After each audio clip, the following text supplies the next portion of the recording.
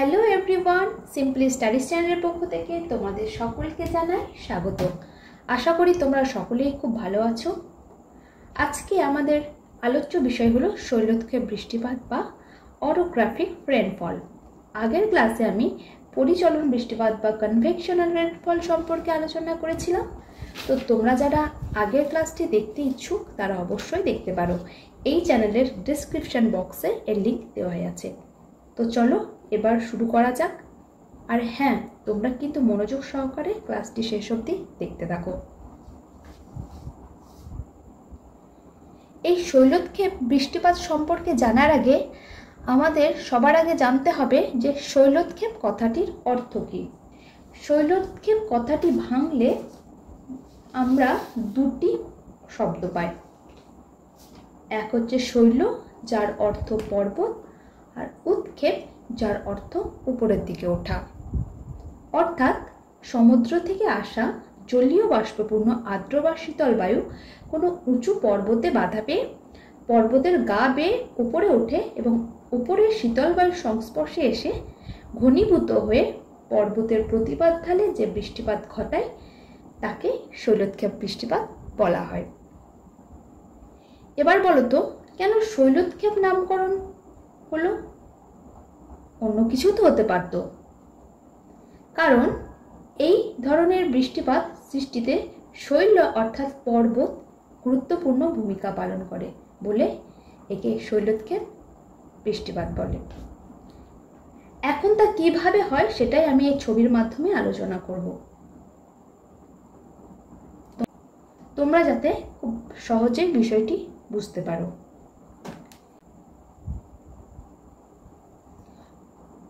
সূর্যের কিরণ প্রবলভাবে পড়ছে, যার ফলে এই উষ্ণ আর্দ্র ও হালকা বায়ুর সৃষ্টি হচ্ছে, যা পাহাড়ের ঢাল বরাবর ঊর্ধ্বে উঠে ক্রমশ ঘনীভূত হয় এবং বাতাস দ্বারা বাহিত হয়ে স্থলভাগের দিকে চলে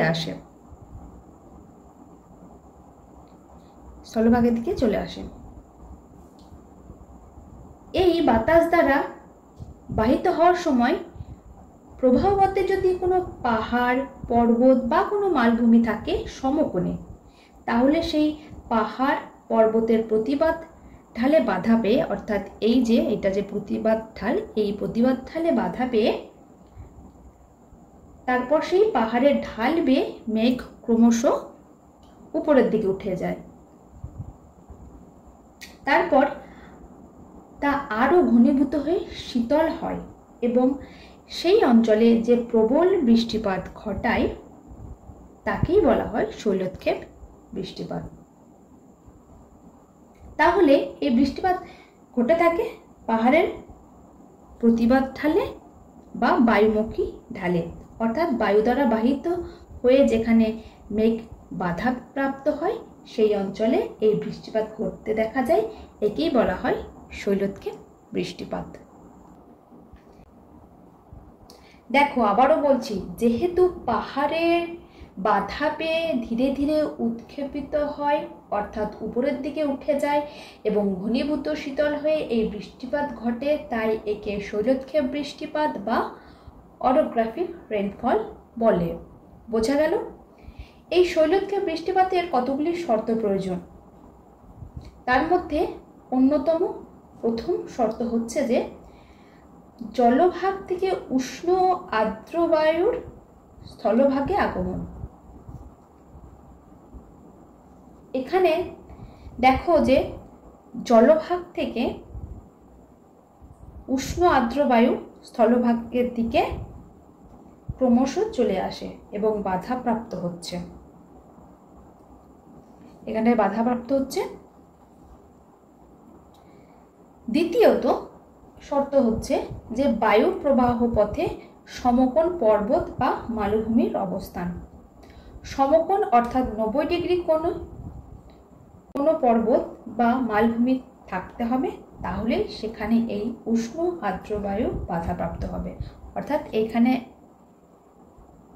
একটা সমকোণ পাহাড়, পর্বত বা মালভূমি যে কোনো একটা থাকতেই হবে, তবেই কিন্তু এখানে বাধাপ্রাপ্ত হয়ে সেই ঢাল বরাবর উপরের দিকে উঠতে পারবে।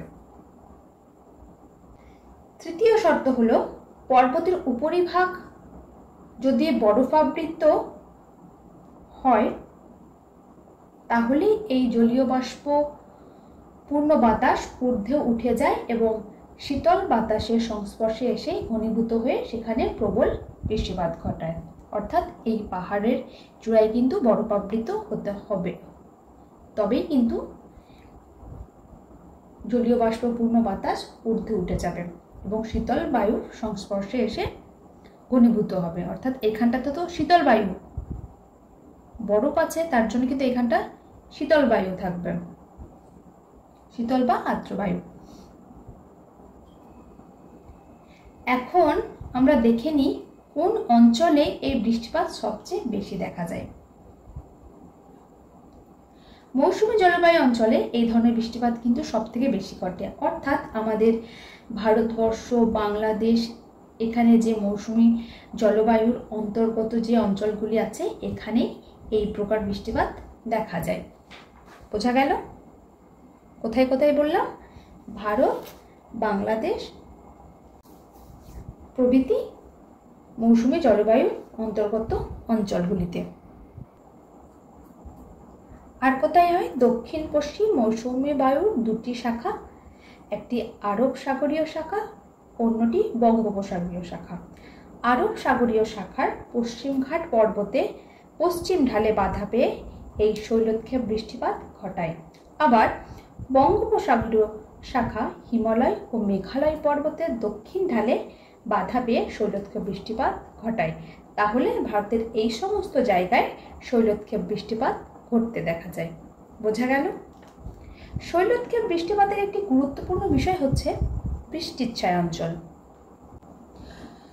সমুদ্র থেকে আসা উষ্ণ আর্দ্র বায়ু পর্বতে বাধা পেয়ে কি হলো? উপরের দিকে উঠে গেল এবং এখানে যেহেতু বরফাবৃত আছে তাই এখানে শীতল বায়ু আছে, তাই শীতল বায়ুর সংস্পর্শে এসে এখানে প্রচুর পরিমাণে মেঘ ঘটালো এবং এই মেঘের ফলে প্রচুর পরিমাণের বৃষ্টি হলো।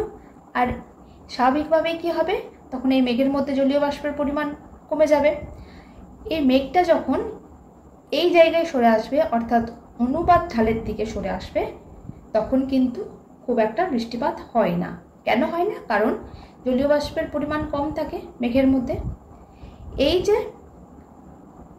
এই জায়গাটায় যে বৃষ্টিপাত হয় না, এই না হওয়া জায়গাটায় বা শুষ্ক অঞ্চলটাকে বলা হয় বৃষ্টির ছায়া অঞ্চল। বোঝা গেল? চলো এবার তাহলে আমরা জেনে নিই এই শৈলোৎক্ষেপে বৃষ্টিপাতের কয়েকটি বৈশিষ্ট্য। শৈলোৎক্ষেপ বৃষ্টিপাতের প্রধান বৈশিষ্ট্য হলো যে উচ্চ ভূমি বা পাহাড়ের কারণে সৃষ্ট। এটি প্রধানত উঁচু ভূমি বা পাহাড়ের কারণে ঘটে। যখন আর্দ্র বাতাস কোনো পাহাড় বা উঁচু ভূমিতে বাধা পায় তখনই তা উপরের দিকে উঠে যায়। তারপর যেমন ধরো উচ্চতা বৃদ্ধি, বাতাস যখন উপরে উঠে যায় তখন কিন্তু বায়ুচাপ কমে যায় এবং তাপমাত্রাও শীতল হয়, ফলে বাতাস ধীরে ধীরে উপরে ওঠে এবং জলীয় বাষ্প ঘনীভূত হয়ে মেঘ সৃষ্টি করে।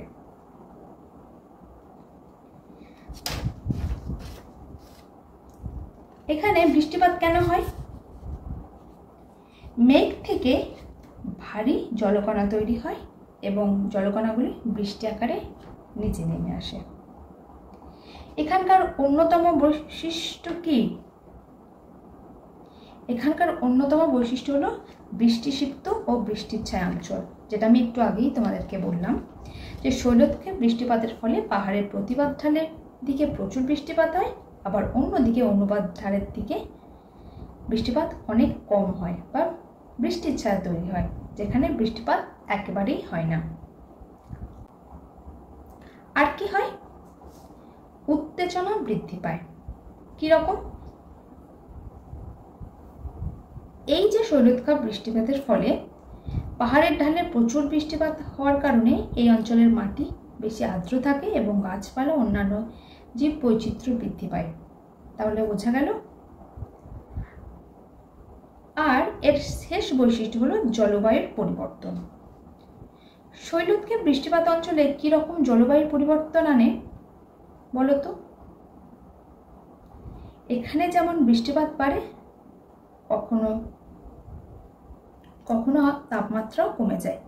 এই হলো শৈলোৎক্ষেপ বৃষ্টিপাতের প্রধান কয়েকটি বৈশিষ্ট্য। সবশেষে এই শৈলোৎক্ষেপ বৃষ্টিপাত সম্পর্কে একটা কথাই বলবো যে এই শৈলোৎক্ষেপ বৃষ্টিপাত হলো একটি গুরুত্বপূর্ণ প্রাকৃতিক প্রক্রিয়া যা পার্বত্য অঞ্চলে বৃষ্টিপাত ঘটায় এবং জলবায়ুকে প্রভাবিত করে। এখানে আর একটা কথা বলে রাখি, যেহেতু বৃষ্টিপাত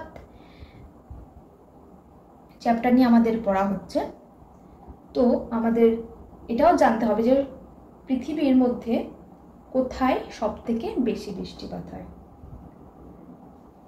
তাহলে তোমরা লিখবে ভারতের মেঘালয় রাজ্যের মৌসিনরাম অঞ্চলে পৃথিবীর সবথেকে বেশি বৃষ্টিপাত হয়। আর পৃথিবীর সবথেকে কম বৃষ্টিপাত কোথায় হয়? আটায়াকা মরুভূমিতে, যা চিলিতে অবস্থিত। এই আটায়াকা মরুভূমিতে কিন্তু পৃথিবীর সবথেকে বৃষ্টিপাত কম হয়। এটা কিন্তু তোমরা সবসময় মনে রাখবে। তো এই ছিল আজকের ক্লাস, এই পর্যন্তই। ক্লাসটি কেমন লাগলো অবশ্যই কমেন্ট করে জানিও। আর ক্লাসটি ভালো লাগলে একটি লাইক করো, সবার সাথে শেয়ার করো। আর এই চ্যানেলের প্রথম হয়ে থাকলে অবশ্যই চ্যানেলটি সাবস্ক্রাইব করে পাশে থেকো। তো দেখা হচ্ছে পরের ক্লাসে।